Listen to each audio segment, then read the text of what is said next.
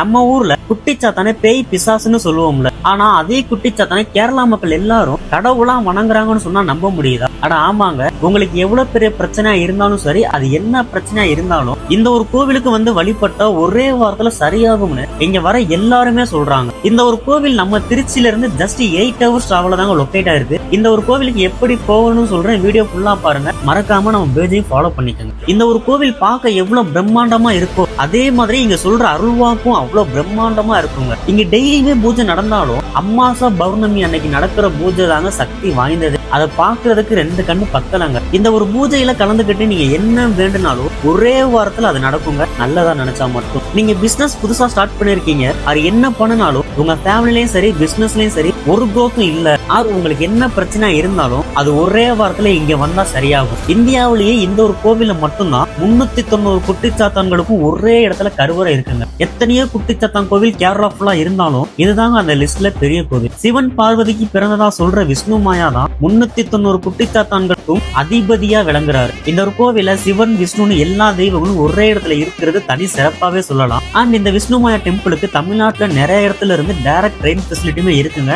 Like Chennai, Trichy, Madurai, கோயம்புத்தூர்ல இருந்து டெய்லியுமே இருக்கு. And coming to the conclusion, இந்த ஒரு கோவிலுக்கு நீங்க எங்க இருந்தாலும் திருச்சூருக்கு ஒரு ட்ரெயின் புக் பண்ணிருங்க. அங்க இருந்து பெருங்கோட்டுக்காரா போற பஸ்ல ஏறினீங்கன்னா வாக்கபிள் டிஸ்டன்ஸ்லயே ரோட்டு மேலே இந்த ஒரு கோவில் லொக்கேட் ஆயிருக்குங்க. அண்ட் உங்களுக்கு இந்த டெம்பிள் ட்ரிப்போட ஃபுல் டீடைலுமே வேணும்னு நினைச்சீங்கன்னா நம்ம பேஜை ஃபாலோ பண்ணிட்டு குட்டிச்சாத்தான்னு எனக்கு டிஎம் பண்ணுங்க, நானே உங்களுக்கு டிஎம் பண்றேன்.